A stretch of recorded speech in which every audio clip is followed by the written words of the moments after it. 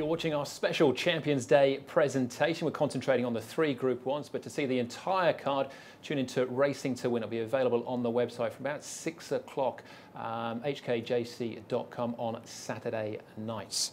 Next up for us, though, is the Chairman's Sprint Prize, Group 1 over the 1,200 metres, headed by Mr. Stunning. Barrier 3 for him, Sam Clipperton in the saddle. Beat the clock, one of 5 in the race for John Size from Barrier 1. Lucky Bubbles, last year's winner, Brett Preble from Barrier 5. The Wizard of Oz from 9. Amazing Kids, another one for Size, Olivia Deleuze in the saddle. Blue Point for Charlie Appleby, one of the 2 overseas raiders from Barrier 6. Fine Needle, of course, from Japan. Tommy Berry from 4. Peniophobia and I Victory. Jumps out of Barrier 7 with Zach Person in the saddle. John Size is the runaway leader in this season's Trainers' Premiership, but it's not just quantity, he has quality as well, with a fantastic 5 in the Chairman's Sprint Prize. Mr. Stunning and DB Pin. Mr. Stunning in front. He's got all the moves. Mr. Stunning, he wins the sprint from DB Pin and Blizzard third. Beat the clock, headed Mr. Stunning. Beat the clock from Mr. Stunning in the Sprint Cup. Take a bow, John Size. You are the man. 92 winners, an all-time record, and the Wizard of Oz wins it from Winner's Way. Amazing Kids with a 133 went to the front. It's 3 for Size and 800 for Brett Preble. Aye, Victory. This is a real class act. This will be 6 out of 7. Canters in by 3 legs.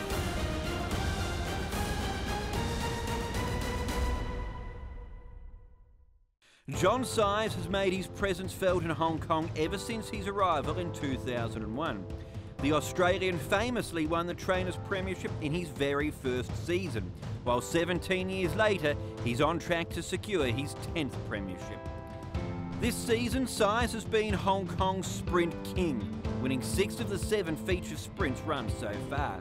It's no surprise then that the Master Trainer has 5 of the 9 runners entered in Sunday's Chairman's Sprint Prize. Hong Kong Sprint winner Mr. Stunning, Rising Stars, Beat the Clock and I Victory, and Group Race winners Amazing Kids and the Wizard of Oz. The remarkably consistent Beat the Clock recorded his biggest win to date in the Group 2 Sprint Cup last time out, beating his stablemates Mr. Stunning and Amazing Kids. And Size believes the best is still to come for the 4-year-old. If he can get up and into that grade and run well, it's very pleasing. But to actually win a Group 2 as a 4-year-old, I think that's pretty good form. And I'm thinking that next season he might even present a bit better. 4 of Size's 5 runners have already proven themselves at group level, but I Victory will be taking a big step up in class on Sunday. The son of Mossman has won 6 of his 7 starts and broke the long-standing 1,200 metre track record with his scintillating display at Happy Valley last time, a win that Size says even he was impressed by.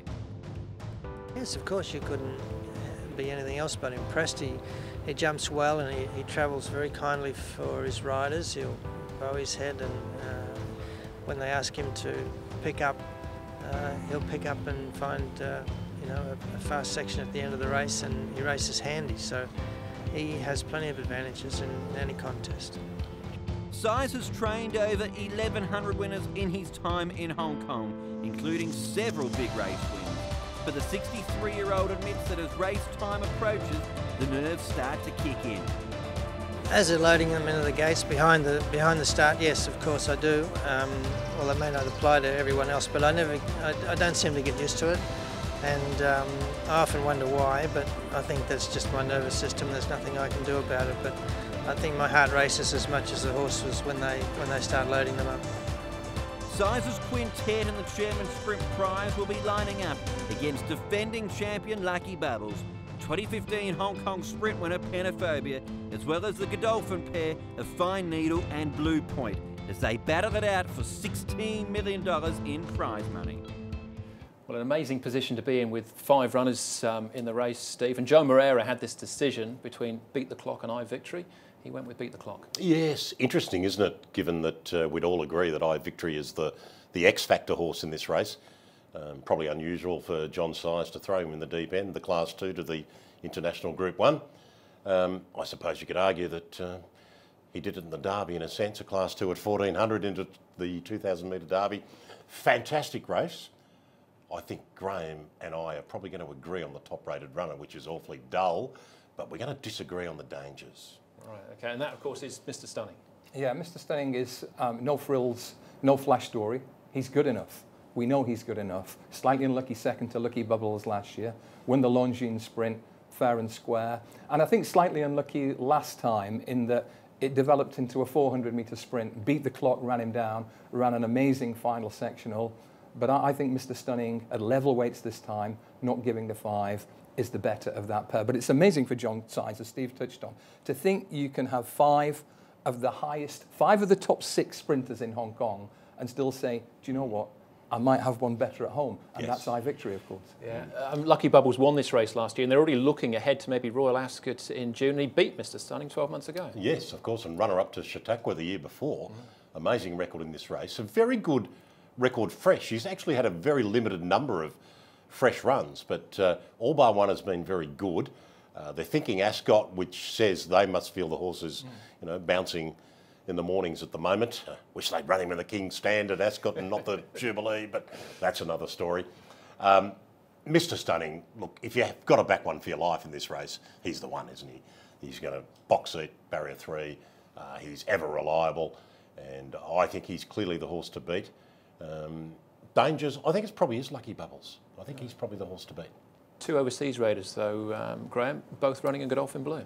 Yeah, Blue Point, I think, is the pick of the foreign challengers, and I think he's the most interesting foreign raider of the weekend for several reasons. First of all, he was very close behind an extremely good crop of European sprinters. He's top on time form figures, objective international handicappers. His trainer, Charlie Appleby, is shooting the lights out at the moment. I think he's won more group races since last September than any trainer on the planet.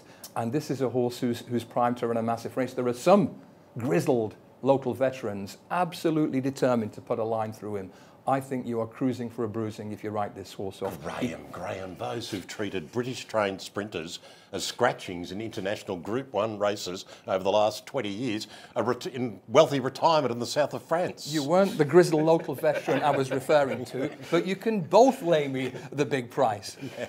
Never raced around a bend. Oh, come on. Has missed a lead-up run. Give it a rest. Look at that bend. It's a flat, sweeping bend. You're going to hold that bend against the horse. It's not Happy Valley. It has to be a little queer. Nonsense. That is nonsense. We'll agree to disagree on that point.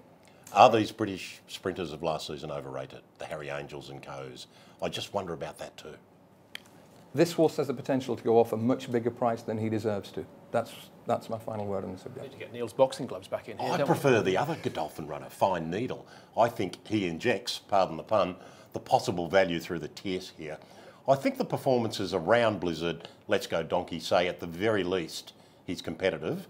And I think the style of his latest win, in fact his past 2 wins, says he'll be right in the mix for me, Fine Needle. I think he's the one that might give us some value. Yeah, put in a stunning piece of work as well midweek. Yeah, he was good last time out. He comes in on the back of a career best performance, and that's what you're looking for.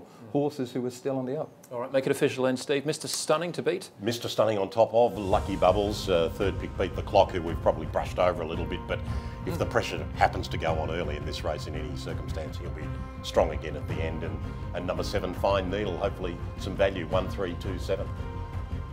Mr. Stunning, Blue Point, I have to put him in there, and it's not just for patriotic reasons. Beat the clock has to go well, and iVictory. No one knows exactly how good he might be, but Steve touched on a good point. The fact that John Size is prepared to pitch him in so deep, so early, is very instructive. All right, so a fascinating race then, the Chairman's Sprint Prize. 1 more to go. It's the big one, the Audemars Piguet QE2 Cup.